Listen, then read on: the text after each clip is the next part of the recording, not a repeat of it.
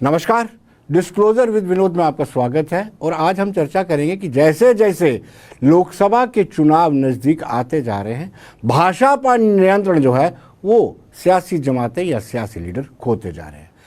मल्लिकार्जुन खड़गे जो राष्ट्रीय अध्यक्ष हैं भारतीय जनता पार्टी, क्षमा कीजिए कांग्रेस के, उनका भारतीय जनता पार्टी और प्रधानमंत्री नरेंद्र मोदी और विचारधारा पर जो एक बयान दिया गया है, उस बयान को लेकर के कहीं ना कहीं विवाद जो है गर्माता जा रहा है। इस पर चर्चा करेंगे संजय बरू जी, भारतीय जनता पार्टी से। संजय जी, आपका स्वागत है। राजीव कोल सराफ हमारे साथ हैं, कांग्रेस के प्रवक्ता है। राजीव जी, आपका भी स्वागत है। क्या राजीव जी, आपको लगता है कि इस तरह की बयानबाजी देनी चाहिए जो दी है एक प्रधानमंत्री के ऊपर? विनोद कुमार जी, खड़गे साहब ने पहले भी कई दफ़ा बयान दिए हैं। उन्होंने एक दफ़ा बयान दिया था, उन्होंने कहा था कि मोदी जी का घमंड देश के लिए हानिकारक है। घमंड और सांप में बड़ा अंतर होता है, जहर में बड़ा अंतर होता है। उन्होंने ये भी कहा था कि अडानी के रिश्तों को लेके उन्होंने कहा था कि भाई इसमें जो है देश की जनता का पैसा किसी बिजनेसमैन पे नहीं लुटाना चाहिए। और जेपीसी की मांग उनकी की थी, लेकिन क्या उसको कभी हाईलाइट नहीं किया गया। अब जो कल बयान है, साथ ही उन्होंने बयान को कंट्राडिक्शन किया। उन्होंने कहा नहीं, मेरा ये नहीं था, बीजेपी की विचारधारा को लेकर मेरा था, मेरा व्यक्ति, साथ ही उनकी क्लैरिफिकेशन आ गई। तो इसमें कोई ऐसा नहीं था। तो आज तक हमारे बीजेपी के कितने प्रवक्ता हैं, कितने लीडर हैं जिन्होंने कई बयान दिए हैं। प्रधानमंत्री जी ने कई बयान दिए हैं, राहुल जी पे, सोनिया जी पे कितने दिए हैं, और कभी उन्होंने उसमें कभी क्लैरिफिकेशन, माफ़ी या कुछ उसमें किया नहीं है। तो इस वास्ते मैं ये कह रहा हूँ कि हमारे अगर उनसे हुआ तो उन्होंने साथ में बीजेपी की विचारधारा पे ही उन्होंने कहा। मतलब अगर कोई गलती करता है तो कांग्रेस को राइट मिल जाता है, और खासतौर पर कांग्रेस के राष्ट्रीय अध्यक्ष मल्लिकार्जुन खड़गे को राइट मिल जाता है कि वो कुछ भी बोले। अब कुछ भी बोले, कुछ नहीं बोले, उन्होंने जो बोला उसको वो जैसे पेश किया गया, उन्होंने उसकी क्लैरिफिकेशन दे दी। अब क्लैरिफिकेशन जब दे दी, या तो नहीं दी होती तो फिर तो हम मानते। उन्होंने कहा भाई मेरी ये बात जो है बीजेपी की विचारधारा की बात है। जी संजय जी, आप क्या कहेंगे? देखिए विनोद जी, मैं तो यही कहूँगा कि हम अगर अपने घर में देखें तो अक्सर बच्चे वही काम करते हैं जो वो बड़ों से सीखते हैं। जी। तो जिस पार्टी के बड़े सीनियर लोग शब्दावली जिस तरह की इस्तेमाल करते हैं, तो कहीं ना कहीं बाकी वाले भी उनको लगता है कि शायद हमारी यही विचारधारा है, यही हमारी एक लाइन है जिस पे चलना है। जहाँ तक जिस वक्तव्य की आपने बात की है, मैंने तो अभी सुना नहीं है, लेकिन ये कांग्रेस के चाहे अध्यक्ष हूँ, चाहे कांग्रेस के जितने भी बड़े सीनियर नेता हूँ, तो ये दिन ब दिन आज क्या है कि जिस तरह से भारत जो है तेज़ी के साथ तरक्की कर रहा है और देश के यशस्वी प्रधानमंत्री का विश्व में नाम बढ़ रहा है, तो जब हम अक्सर देखते हैं कि जब एक छोटा बच्चा होता है, उसकी मन की चीज़ें नहीं हो रही होती हैं, और वो जो भी चाहता है वो नहीं होता है, तो वो कभी बाल खींचता है, कभी कुछ करता है। तो ये उस तरह की घटनाएं या इस तरह की बयानबाजी कांग्रेस के लोग करते हैं। हमने देखा मौत के सौदागर से ये सिलसिला शुरू हुआ था, और अगर मैं गिनाना शुरू करूं तो एक लंबी कड़ी है, क्या क्या नहीं इनके नेताओं ने कहा। लेकिन मैं एक चीज़ कहना चाहता हूं, अभी परसों ही एक बहुत बड़े राष्ट्रीय चैनल पर मोदी जी ने एक बात कही थी कि कांग्रेस में और कांग्रेस का जो थिंक टैंक है, उनको ये चीज़ समझ नहीं आ रही है कि देश किस ओर जा रहा है और देश की जनता क्या चाहती है। तो यही कारण है कि जो पार्टी 400 सीटों वाली पार्टी होती थी, आज 40-50 सीटों वाली हो गई है। और अगर इसी तरह की बयानबाजी और इसी तरह की विचारधारा जिस पार्टी के बड़े नेताओं को उनकी सदस्यता से राज्यसभा लोकसभा से किया जाए, निष्कासित किया जाए, तो ये कांग्रेस के लिए भी अच्छी चीज़ नहीं है। विपक्ष का काम करना चाहिए। हम भी कई वर्षों तक रहे हैं विपक्ष में।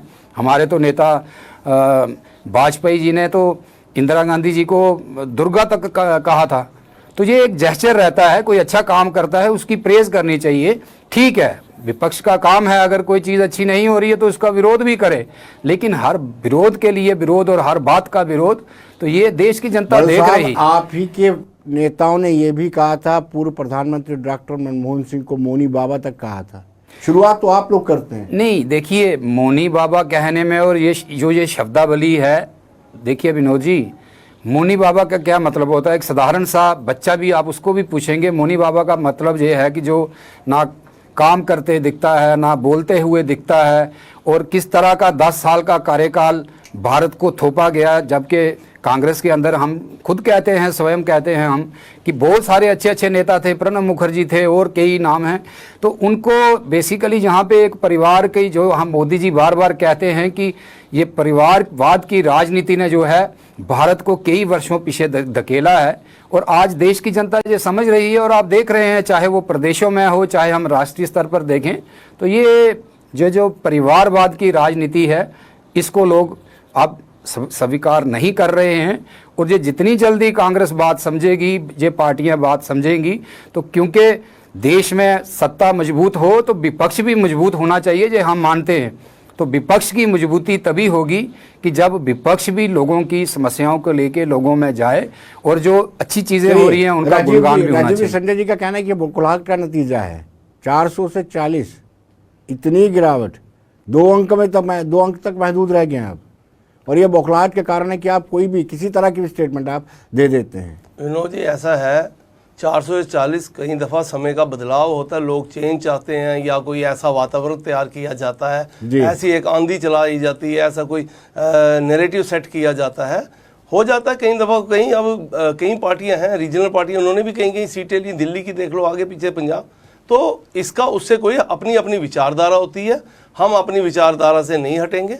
हमारा सेकुलरिज्म पे विश्वास है, देश के संविधान में विश्वास है, हम उससे बाहर नहीं जाएंगे। सीटें आना ना आना वो एक अलग बात है, लेकिन जो हमारा धर्म है हम उसी को निभाएंगे। कौन से सेकुलरिज्म की बात करते हैं? तो आप पर तो स्यूडो सेकुलरिज्म का आरोप लगता है, कि अपीजमेंट की पॉलिसी का आरोप लगता है कि आपने अपीजमेंट की पॉलिसी को इख्तियार करते हुए सत्ता को हासिल किया है। देखिए विनोद जी, कहने को तो कोई भी कुछ कह सकता है जी, लेकिन जब देश में सारे धर्म और सब ऐसा है, और विदन कॉन्स्टिट्यूशन जो सिस्टम है, कांग्रेस ने हमेशा उसी को, यानी आपका ये कहना है कि मौजूदा सरकार जो है वो कट्टरवादी है, यानी वो सेकुलर नहीं है? नहीं, देखिए आप यही कहना चाहते हैं? मैं बिल्कुल यही कहना चाहता हूं, क्योंकि जिस तरह की इनकी बयानबाजी होती है, जिस तरह के इनके एक्शन होते हैं, वो कहीं ना कहीं देश को डिवाइड करने की नीति पे है। तो मैं ये कहता हूं कि अगर देश में हिंदू, मुस्लिम, सिख, ईसाई सब हैं, तो उनको बराबर राइट है, ये हमारे संविधान ने दिया है, तो हम उस संविधान की कदर करते हैं, और इनको भी उसकी कदर करनी चाहिए। क्या होता है कि बयानबाजी से आज बड़े से बड़ा लीडर जब कोई बयान देता है, खासतौर मैं अभी इनके अपने भाजपा की बात करूंगा, तो उससे क्या होता है, यंग टर्क पे एक असर पड़ता है, वो भी उसी तरह सोचने लगता है।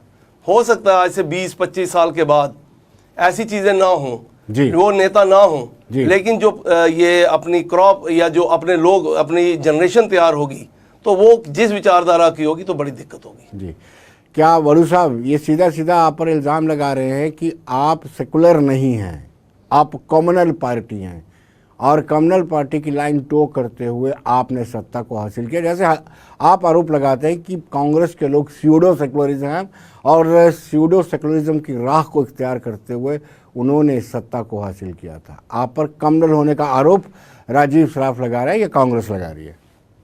विनोद जी, मैं बड़ी स्पष्टता से एक बात कहना चाहता हूँ कि ये जो बात बार बार आती है कि भारतीय जनता पार्टी हिंदुओं का नेतृत्व करती है और हिंदुओं की पार्टी है, और ये सेकुलरिज्म की जो बार बार दुहाई देते हैं, और ये दुहाई तभी दी जाती है जब जब चुनाव होते हैं, जब जब इनको लगता है कि अब हम दोबारा सत्ता में नहीं आ सकते हैं, तो ये बातें बहुत बड़ी करते हैं सेकुलरिज्म की।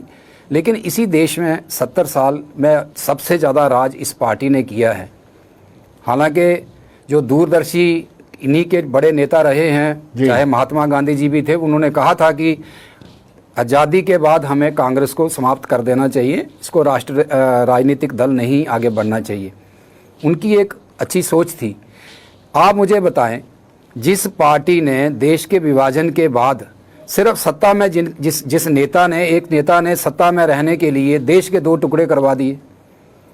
नहीं तो हम सब जानते हैं, कांग्रेस का इतिहास सभी इतिहास में दर्ज है कि कांग्रेस के सभी नेता किसको प्रधानमंत्री देखना चाहते थे, लेकिन किस तरह से षड्यंत्र के साथ एक परिवार को आगे लाने की खातिर देश को, जिस देश की आज़ादी के बाद शुरुआत ही एक ब्लफ के साथ हुई है, और उसी ब्लफ का खमियाजा जो है भारत ने भुगता है। खासकर हम जम्मू कश्मीर की बात करते हैं, जो धारा 370 35 की बार बार बात आती है, तो हमने ये सारी चीज़ें देखी हैं। लेकिन अब क्या है कि पिछली चीज़ों में हमने नहीं जाना चाहिए।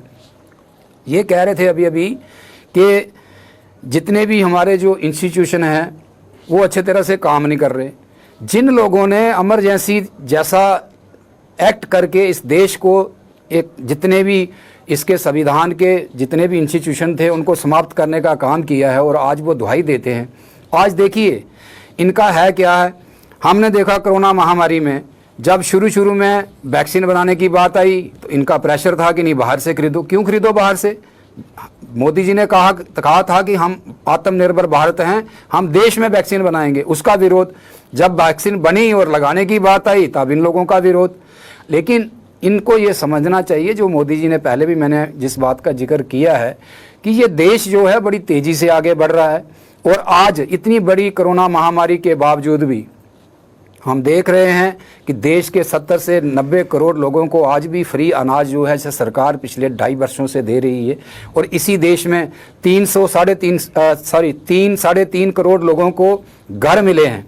और अगर 3.5 करोड़ गाँव में या शहरों में घर बने हैं तो कितने लोगों को इसका रोजगार मिला है? संजय जी, आपका करेक्टर अगर आपकी क्रेडेंशियल अगर सेक्युलर है तो क्यों जरूरत पड़ रही है आप मुस्लिम आउटरीच प्रोग्राम की? देखिए विनोद जी, हम एक लोकतंत्र में रहते हैं जी, और लोकतंत्र में जो फैसला है वो जनता करती है। अभी अभी हम त्रिपुरा जैसे देशों में प्रदेशों में जीत के आए हैं। आप मुझे बताइए वहाँ कितने हिंदू वोटर हैं जी? ये किस सेकुलरिज्म की बात करते हैं? अगर आज यूपी में जोगी जी बने हैं तो 5 से 7% मुसलमान वोट भी भाजपा को मिला है। तो ऐसा नहीं है। आज देखिए जितनी भी इस मोदी जी की सरकार की जो जनता के लिए, गरीबों के लिए, शोषित के लिए, वंचित के लिए जितनी भी स्कीम्स बनी हैं वो धरातल तक पहुंच रही हैं, उसकी प्रॉपर मॉनिटरिंग हो रही है। अभी परसों के ही एक अपने वक्तव्य मैंने जिसका जिक्र किया है उसमें मोदी जी ने कहा कि 40% जो मनरेगा का पैसा था वो इधर उधर लोगों की जेबों में चला जाता था। करोड़ों जो जॉब कार्ड थे तो फर्जी थे, वो जो समाप्त हुए हैं। हमने जम्मू कश्मीर में देखा अभी आधार लिंक हुए हमारे राशन कार्ड, लाखों की संख्या में यहाँ फेक राशन कार्ड थे जी। अब पेंशनों की वेरिफिकेशन चल रही है, ठीक है, हम ये मानते हैं कि कहीं ना कहीं उससे कुछ लोगों की, ऐसे लोगों की भी पेंशनें बंद हुई हैं जो डिजर्व करते हैं। जो हम प्रयास में कर रहे हैं, कैंप लग रहे हैं सरकार की तरफ से, सरकार जनता के बीच में जाके उस काम को कर रही है, बहुत जल्द वो काम होगा। लेकिन कहने का तात्पर्य ये है कि जहाँ पेंशनें फेक हों, राशन कार्ड फेक हों, जॉब कार्ड फेक हों, और जो मोदी जी ने ये इंडिया में डिजिटलाइजेशन की है जिसके माध्यम से आज इसी देश में एक प्रधानमंत्री कहते थे मैं दिल्ली से 100 पैसे भेजता हूं तो 15 पैसे रह जाते हैं नीचे पहुंचते पहुंचते। लेकिन आज ऐसी स्थिति नहीं है, और ये स्थिति मुझे लगता है कांग्रेस के बड़े नेताओं को समझनी चाहिए। और जो ठीक है, इनको लगता है कोई गलत चीज़ है उसका ये विरोध करें, ये विपक्ष में है तो विरोध इनका हक है। लेकिन हर चीज़ के लिए ये विरोध करेंगे तो इसका खमियाजा इन्हें आने वाले चुनाव में, ये 40 का आंकड़ा भी कहीं घट के कहीं 10-20 के बीच में ना रह जाए। राजीव जी, क्या लगता है आपको? और जिस तरीके से आपकी स्टेटमेंट्स आती हैं, आपके बड़े नेताओं की स्टेटमेंट्स आती है, दिग्विजय सिंह बार बार सबूत मांगते हैं, कहते हैं पुलवामा हुआ क्या, इसकी जांच होनी चाहिए। देखिए वो स्टेटमेंट्स मुझे लगता है कि आपको डैमेज करती हैं। आपने अपने नेताओं को, या आपके जो नेता हैं, कम से कम भाषा पर तो नियंत्रण करें। देखिए सर, 4 स्टेटों के राज्यपाल जो रहे, बीजेपी के सीनियर वाइस प्रेसिडेंट, और उसके बाद वो ये बता रहे हैं पुलवामा का, तो जस्टिफिकेशन प्रधानमंत्री जी को देनी चाहिए।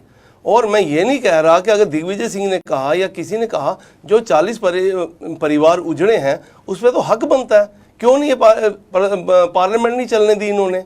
ये पार्लियामेंट नहीं चलने देते। अगर अडानी पे पूछा कि भाई ये इसका पैसा किसका लगा हुआ है तो ये नहीं कोई जवाब है। उसके बाद वहाँ से उनको निकाल के सस्पेंड करके वो एक कोर्ट का डिसीजन आता है, उस पर एक्शन होता है, और साथ में बंगला भी खाली। कितने लोग हैं जो आज से कहीं से उनके तो सदस्यता भी पीरियड ख़त्म हो गया, लेकिन आज भी कोठियाँ उनके पास हैं दिल्ली में, उनको क्यों नहीं निकाला गया?